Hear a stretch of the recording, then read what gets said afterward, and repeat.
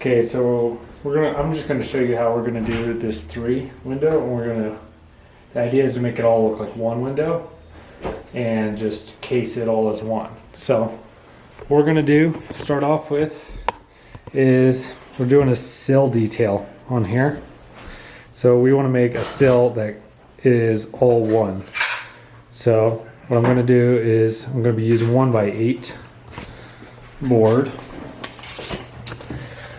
And the drywall with the Jamb is averaging, is like 5 1/8. So I need to just go ahead and make that 1.5 inches wider.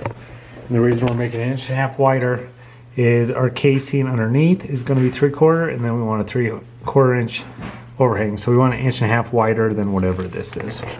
So I'm going to go get a 1x8. Cut it to length and then show you kind of what I'm going to do next.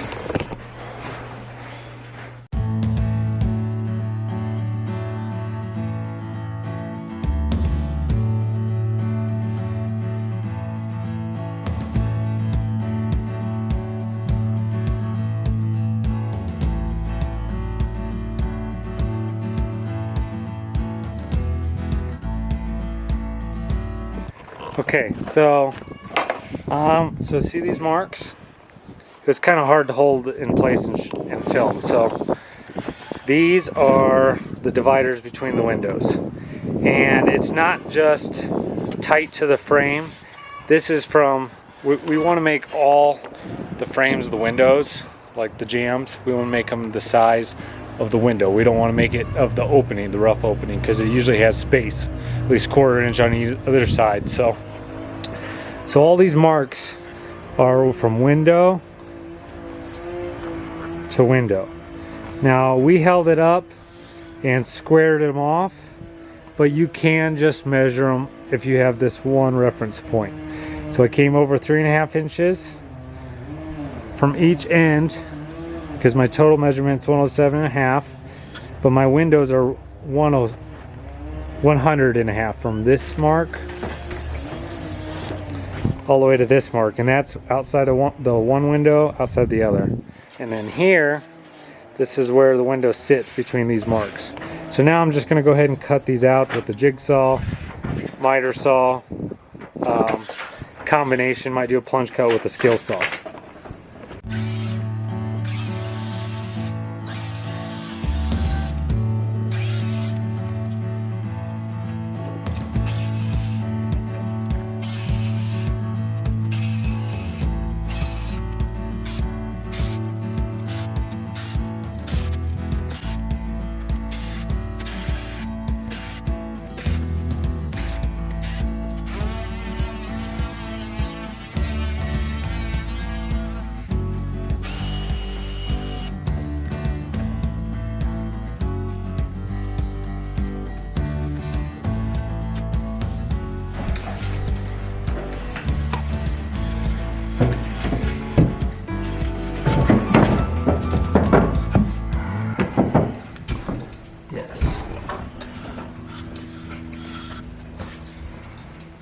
So see, there's a gap here, but it lines up with the windows, so the Jamb's all going to hide this. So don't worry about a little bit of the gap there. You mainly want it tight to the window. And that looks pretty good. Okay, so now I need to rip my sides and my top. I want to make them the side, my frames, I'm trying to make the size of the window, the outside. So now this is, you can measure from there to the top, and it's 59, so I need a -3/4 for the top. That's the way I'm going to do it. So 59 would be 58 1/4, so I need to go make 6 58 1/4, and then the top are 30, so I'm going to go make 3 30s. But I need to still, now I need to rip them the width of this, and my average is 5 1/8, so I'm going to go rip 5 1/8, those dimensions.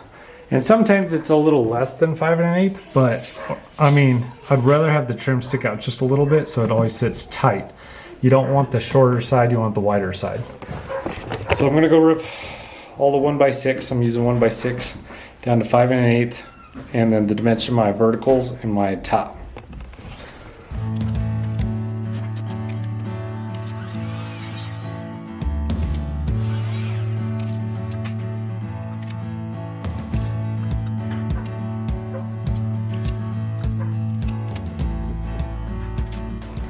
So I got all my verticals now and my horizontals, and I'm just gonna lay them out. Use an 18 gauge brad nailer with 1.25 inch, and I'm gonna nail them together like a frame, and then set them aside. Once I get them all nailed together, then I'm gonna pull out this sill and attach it from the bottom, and then try to put it all in place as one.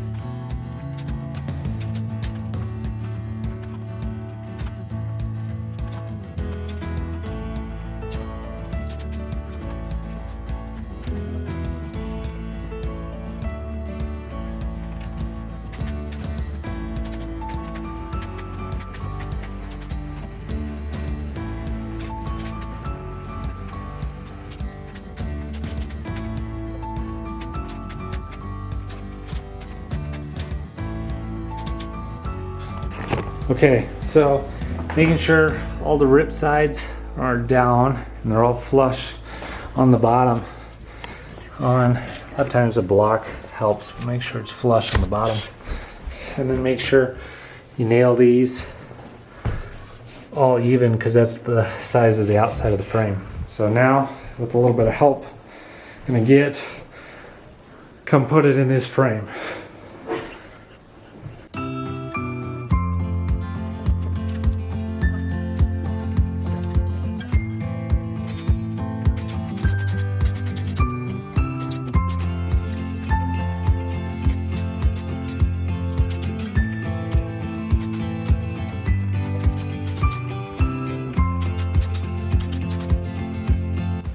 Okay, so I had making sure getting the reveal all the same on each one.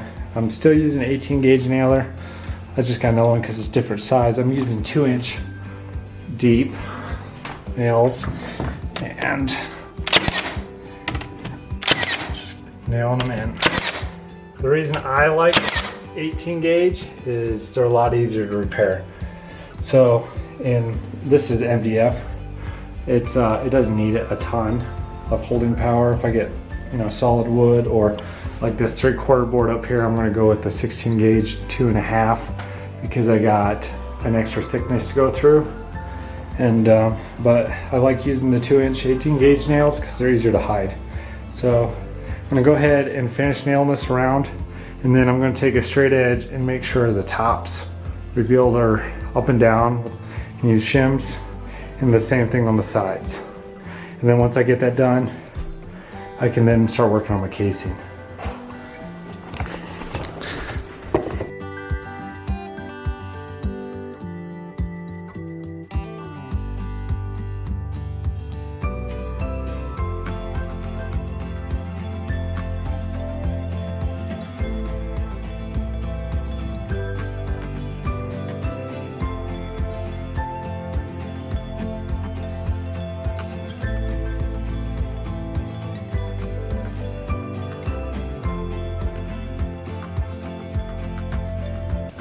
Okay, so I use 1x8 for these verticals, and just go ahead and take a router and a sander and try to give it more of a factory look. So I'm going to bring it up in here,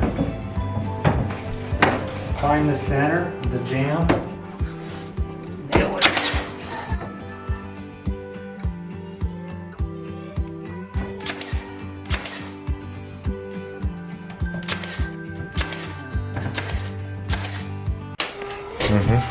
So this is our header board. This is our cap. We're going to hang it 3/4 inch past. I'm just going to make a mark, 3/4. I'm going to use 18 gauge 1.25 again. Making sure it's flush on the back. Get to where I want it. And then it's easier to flip it up.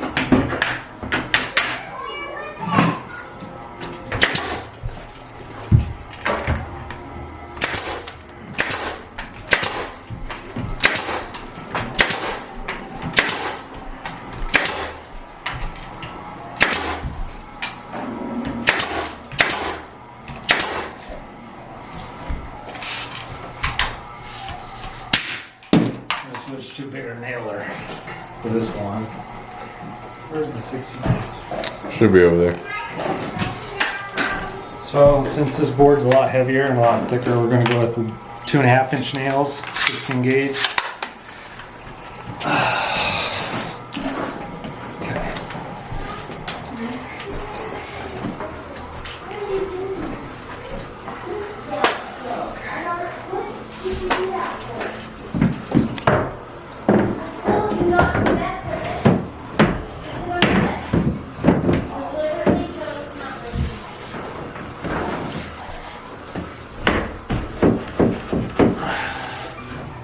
Making sure we're going to hang it 3/4 inch past here.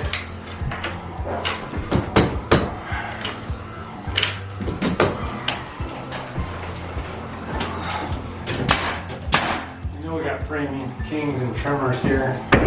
Oh, there.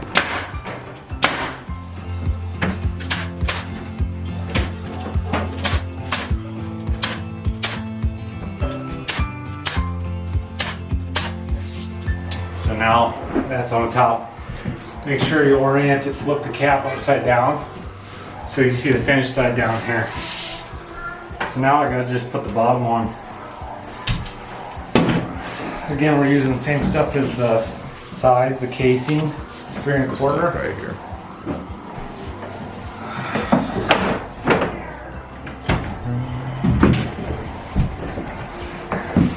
We're gonna make sure it lines up with this casing on each side.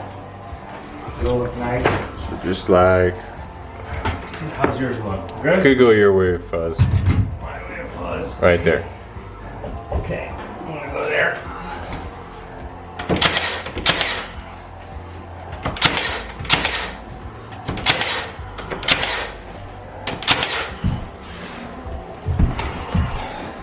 Making sure it's tight to the sill.